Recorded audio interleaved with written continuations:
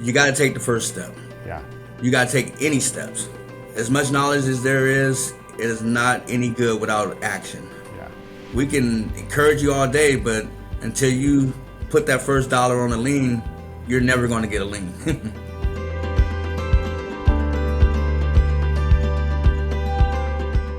Welcome to yet another Student Success Chronicle. Based on your life experience, my life experience, we have a definition of fear.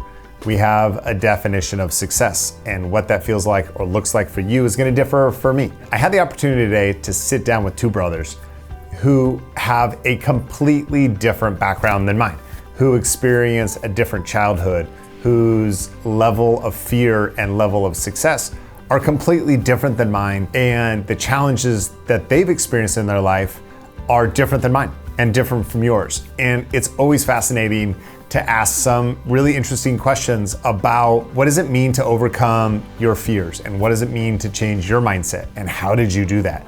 And today we're going to talk with Maurice and Lamont about what their process, what their journey has looked like, and what tools and resources they've used to overcome their fears and overcome some of the things that they were brought up with and carried into adulthood. Take a listen. Well, gentlemen, thanks for the time today. I got with me today Maurice and Lamont. You guys are from California, is that right? Yes. Yeah. Originally, yes. Originally, where do you live now? I'm in Tempe, Arizona, next to ASU. And Maurice, are you still in California? Yes, sir. Yes, all right. So a little bit of split. Well, take me through the beginnings of your journey. What led you to start investing in real estate, or investing in general? Well, I could say that I think I was the one that started it all, and encouraging my younger brother, because I've been in real estate as a student since 2018. Okay. And so I've been studying YouTube University, watching your infomercials and others' infomercials. I'm like, who is this guy? He just keep talking about these tax liens and tax deeds. What is this all about? Yeah. Attended a lot of your conferences, and was that one that walked away and then never signed up. Got all that good information and went home, and then, went back to regular life. Yeah. But this time it was different. I reached out to my brother about it. He ended up talking to my auntie, which is Alice and Gerald. And next thing you know, he sent a bus ticket to me, talking about, come on down to Arizona. Yeah. I said, for what? We going to tax lien code. Okay, so let's go back even further. You guys are brothers. Yes. Who's older? Me. You are, okay. How much older are you, Maurice? I'm 48. How old are you now, boy? 44. We're 4 years apart. 4 years apart, yeah. Okay, so before getting involved in real estate, what were you doing before? Me, credit. Credit? Yeah. Okay. Learning the ins and outs of credit. What about you, Lamont? I have a computer business where I do hardware, software, and cybersecurity services. What were your goals growing up? When you guys were boys, you grew up where in California? Compton. Compton, okay. What was your childhood like? Well, it started out, to me, I believe it started off basic, regular childhood, growing up, neighborhood kids, basketball, football, baseball, you named it, we played it. Yeah. And but during the Reagan era, when crack cocaine hit the cities hard, there began a divide between the African American race and the Latino race, and it made it a very unwelcoming place. But we strived, we went through it all, and stayed in school because our parents wasn't playing that. We did have mom and dad in our life. Grandparents and uncles that, if you messed up, you was going to get in trouble. So we stayed focused, and we were young, already absorbing entrepreneurship. We had a next door neighbor named Snoop. Wait, the Snoop? No, not that Snoop. It was just an older man, gentleman named Snoop. Okay. But he actually had a farm in his backyard. Okay. Chickens, dogs, hogs, all that kind of stuff. But he was like, what y'all doing? Y'all out here playing? Y'all ain't making no money? And we was like, what you mean making money? He was like, making money. He said, when the ice cream truck come by and y'all see all the other kids get ice cream, what y'all gonna do? We was like, we want some. So he gave us a lawnmower. and said, well, you cut your yard and you cut my yard and you'll get paid a percentage. First of all, you got to pay off this lawnmower because I'm not just giving it to you. Okay. I said, wow, okay. So we worked. We eventually paid it off, and then it was ours. So that's why entrepreneur spirit was arrived at. Yeah. Why you guys? Like, I'm sure there were other neighborhood kids. Why did Snoop give you the lawnmower? Well, before we had the lawnmowers, we actually had set up lemonade stands on the corner. Yeah. Corner that nobody goes by, but we was out there trying to sell something. Yeah. There you go, Brian. There you go. That's That's what it And was. after the lemonade stands, we were washing cars for people. We were always trying to make some money. What created that? Like, that hustle started early. What? Why? I believe it was our father. Yeah, our father. What did he Our do? father, our uncles, and our grandfather. Short story. My grandfather. I woke up this morning playing in the front yard. He said, "What you doing?" I said, "Playing." He said, "No, you ain't gonna play today." Brought me down the street because he lived 3 houses down. He was working on his brakes. He said, "You sit there with this water and watch me." And he literally showed me how to change brakes on the car. So, we were always being taught by either our father, our uncles, or our grandfather how to work and make money. Do something that's going to achieve something. That's an incredible beginning. So, growing up Compton, started your own lemonade stands, Yes. mowing lawns. What were your goals back, like when you were little like that, when you were growing up, teenagers, high school era, what aspirations did you have? Mine was to leave the city and get a college education and be retired by 45, I believe was my goal. Okay. So you got a year. Yeah, getting there though. Okay. College educated. Did you go to college? I went to college and I failed miserably. You did? Okay. ASU is a party school at least when I went there. Yeah. I got a degree in partying. You got a degree in partying. Okay. Fair enough. All right. What about you, Maurice? Me, I really wanted to play sports, but as I got older and sort of veered off into the gang life a little bit, that was distorted. But the entrepreneur spirit never left me. I always wanted to work and have my own business. I never really liked working for other people. I did went to a community college, and got a little bit of that, but I was what they call a college dropout. Yeah. And out through these YouTube universities and buying a lot of courses, I believe I have become mentally unemployable. Yeah, that's. Like, I like that. Hold on. Mentally, well, I feel like I'm in great company because I did the same thing. I dropped out of college, Okay. So no degree for this guy either. So it's such a unique way to fail so early. Yes. I failed. Well, I shouldn't say failed. I quit the system pretty young. There you go. While I was in college, I don't think I've ever put it that way myself, but mentally unemployable. It's weird to walk away from something. Yes. Something that's so conventionally taught and expected as a pathway to success. To walk away and say, I'm just not buying into it. And maybe that's, Lamont, it sounds like you partied your way out of college.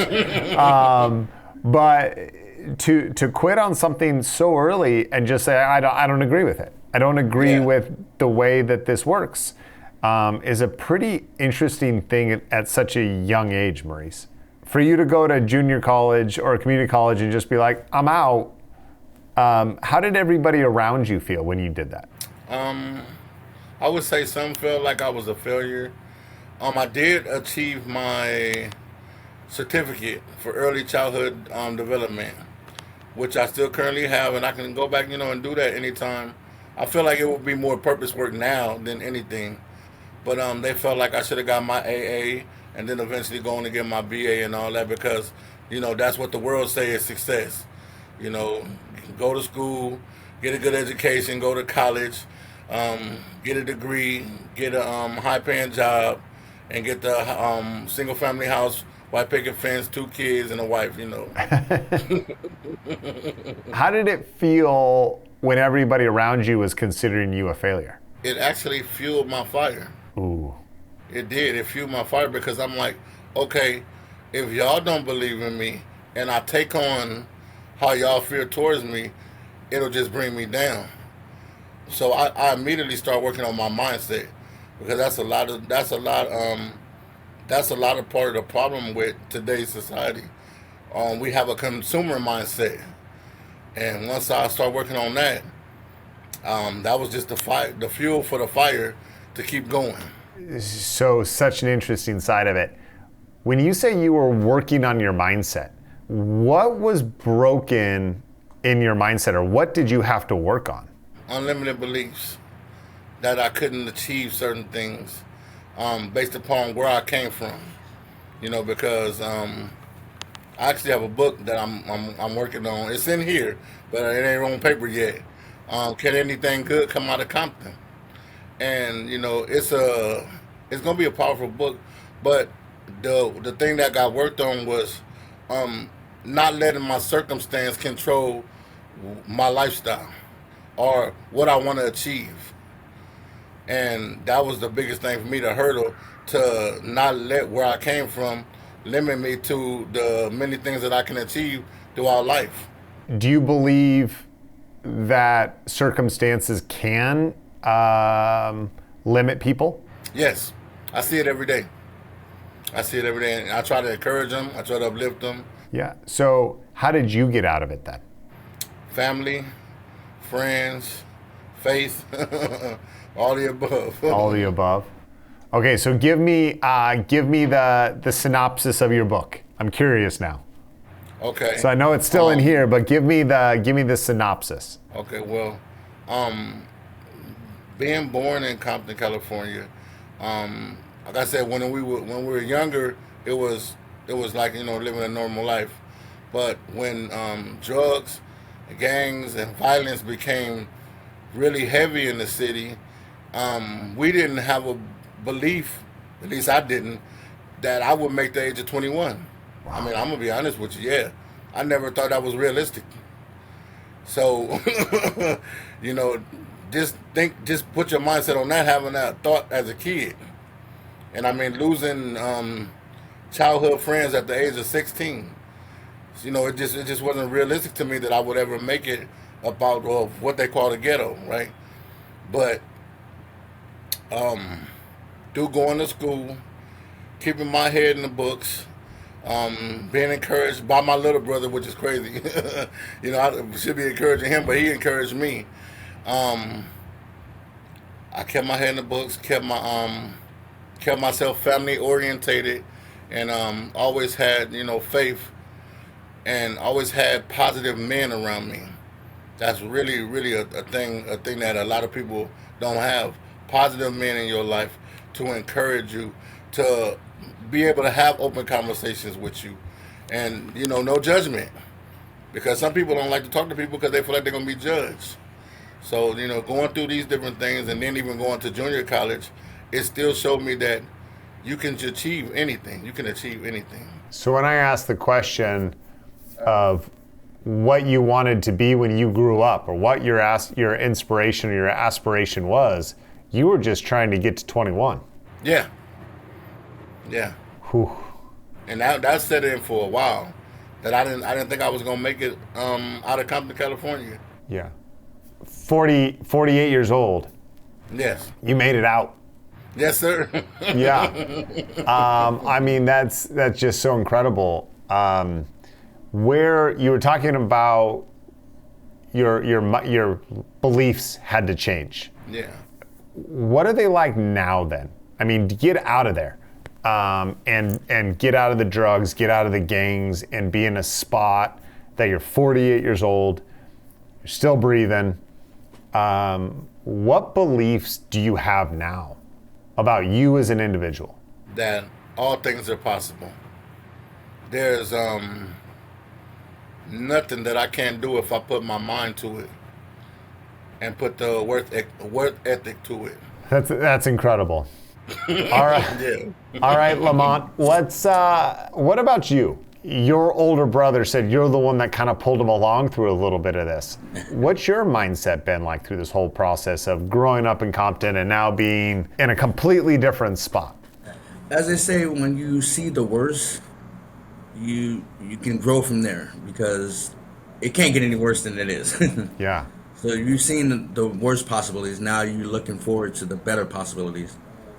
But being that we have, such a great family, I mean, I think we have over 40 cousins. Yeah. Mom and dad had like 3 or 4 brothers each. So, I mean, my dad is 1 of 10. So Whew. we had the encouragement. That positivity of the family made everything else just like disappear. Even though it was around us, it became normal. Yeah. But the fact that we had people that would encourage us to do something outside of the norm or what's outside the door, it just gave us that mindset where we can achieve something as long as we put in the work, makes the effort.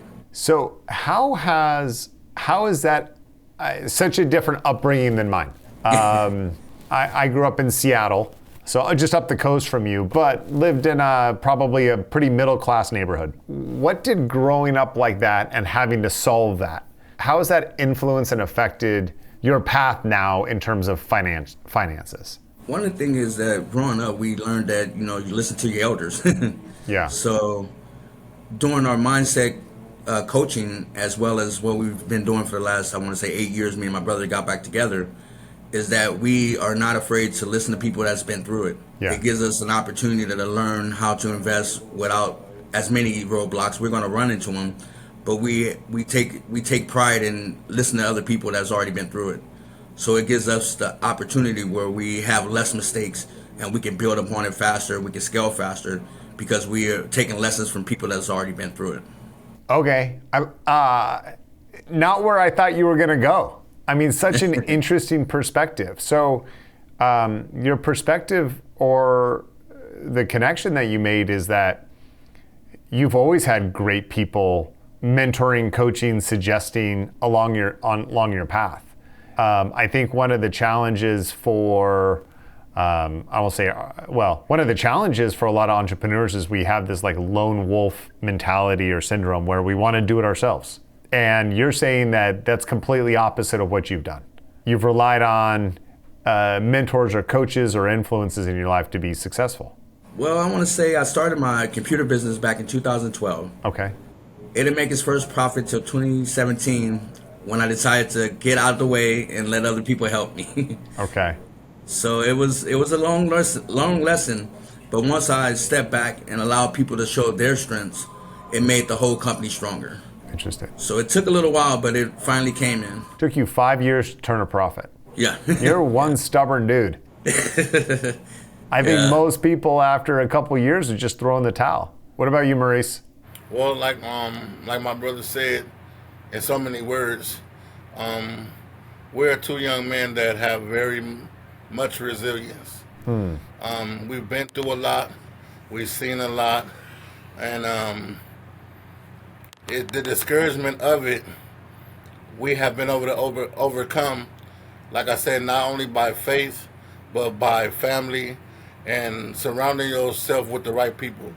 And I think that's the thing that a lot of people don't understand. If you don't surround yourself with the right people, you'll take on their negativity. In men we call it negative Nelsons, and women we call it negative Nancys. Not going for those particular names, but I'm just saying that's what we call them. Yeah. And we did our best to separate ourselves from those type of people and keep it with positive people, because we know that can affect you and actually you can become like them. It's funny that you say this because, as you know, we have an online community called Discover. Mm-hmm. And I swear your name pops up on my Discover feed more than anybody else. And you are so full of positivity. If we could have a taxing code cheerleading squad, not about taxing code, just about everybody else. Like if our community is out there playing in the field, and Maurice, you are cheerleader number 1. Like, you are the captain of the cheerleader squad for everybody else out there investing. Yeah. Why? Because I've been head on with discouragement. I've faced depression at a high level. Yeah. And to be able to overcome it, it's one of my greatest achievements. I'm actually right now, in a state where I'm temporarily displaced. But that has not discouraged me from doing what I need to do to make it better for me and my brother, make it better for me and my wife, make it better for me and my children, and encourage others along the way. Why? Because somebody needed to encourage me one day when I was down. Somebody had to uplift me when I was down. So who am I not to reciprocate that love? Yeah, I absolutely love it. I mean, you make the whole community so much better by the cheerleading, by being that positive presence in there. Now, how did you get over that discouragement? I mean, you didn't have, maybe you did. Did you have a community when you were in the depths there of depression and discouragement? How did you get out? Yes, my church and my family. We're big on family. The Harveys, we're big on family. And every family has their spats, right? Every church had their spats too, but every family had their spats. But at the end of the day, we can still come together and say, you know what, man, I was wrong. Hey, I was wrong, and we moving forward, and we're not gonna talk about whatever happened in the past. Yeah. And even though sometimes outsiders try to push that upon us, nah, we ain't gonna do that, because I love him and he loved me, and what you talking about don't even matter, because we didn't already forgave each other. As a population, as a society, we're constantly, it seems like, pushing limits, and in a good way. Yeah. Like, what I mean by that is, so many people, we have these fears. And for me, one of my fears would be growing up in Compton in the 80s and 90s with drugs and gangs and violence. And now you're talking about depression and going through those kind of things. What has that taught you about your own ability to overcome, or the amount of resilience that you actually have? I think we, as a person, we all think that we can only reach so far. I can't get out of Compton, and I can't get out of a gang, or I can't get out of depression.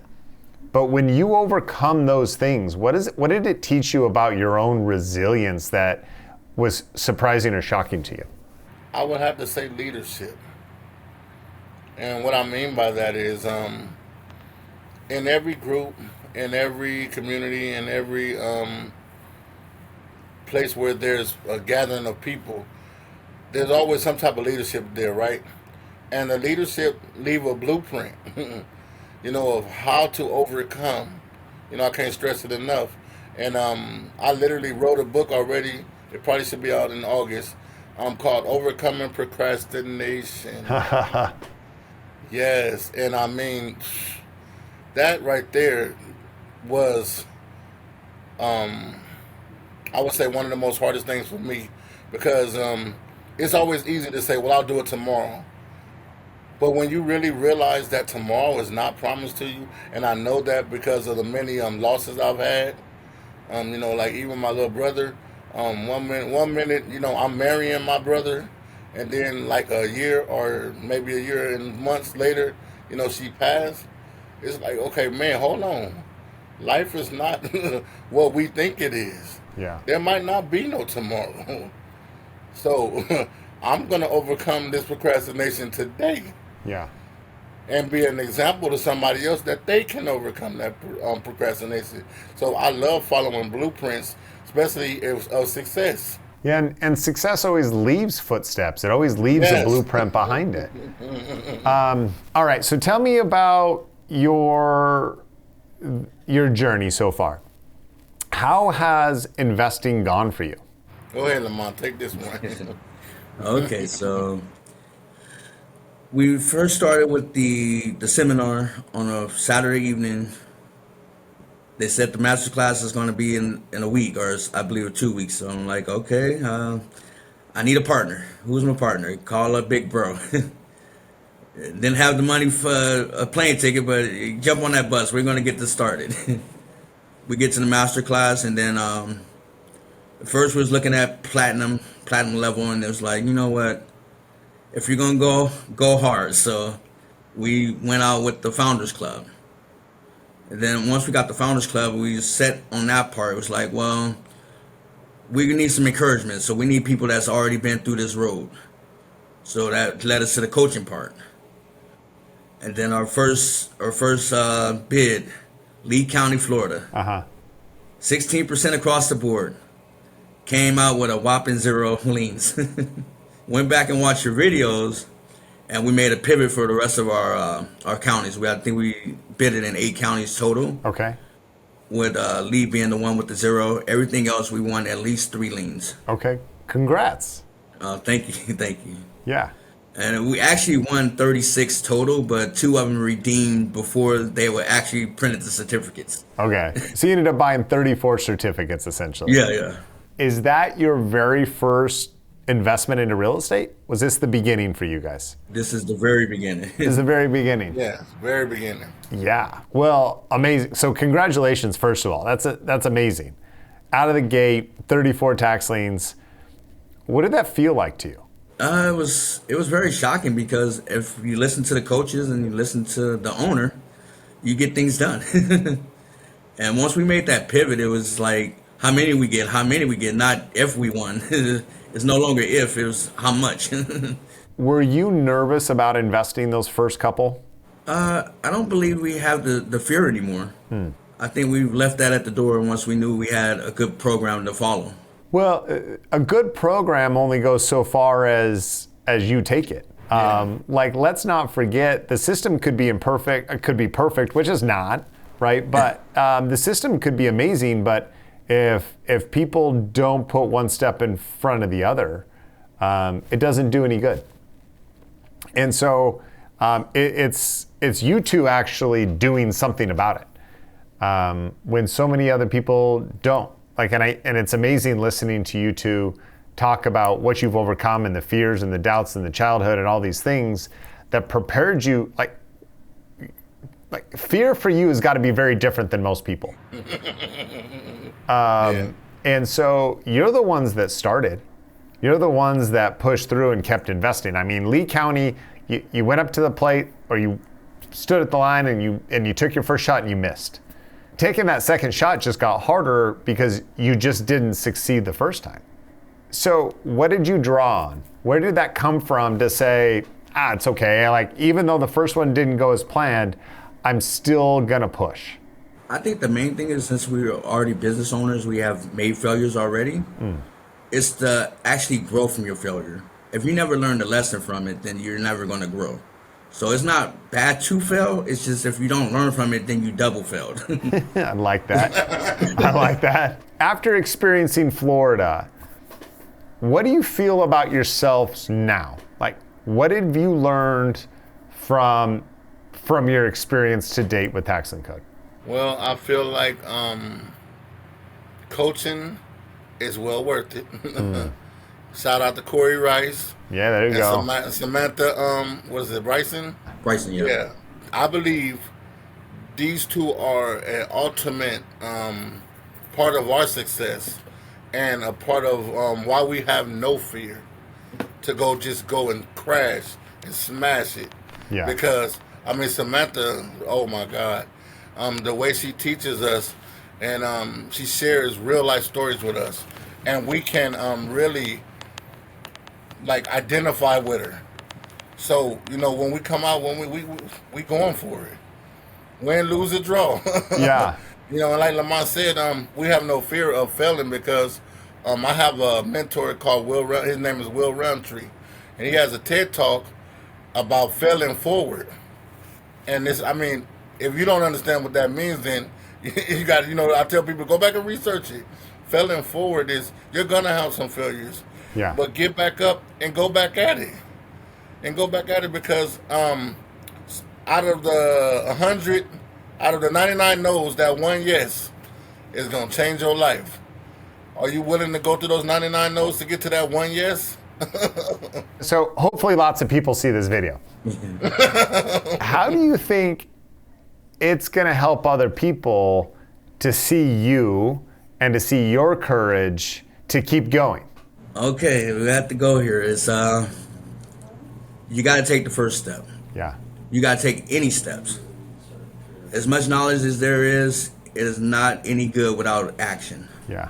So we can encourage you all day, but until you put that first dollar on a lien, you're never going to get a lien. Yeah. So you have to take the action. That would be my encouraging words to everyone.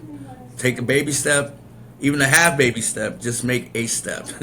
How are you going to feel the first time somebody hits you up on Discover and they say, hey, I saw your video on YouTube and the courage that you guys had propelled me to success? Oh, well, I think this weekend we was at the commercial boot camp and some people coming up shaking my hand. I've never wrote anything in Discover, but you guys made me want to. I'm like, oh, wow. Okay, I guess I'm a celebrity now. I love it. Absolutely love it. All right. What's next for you guys?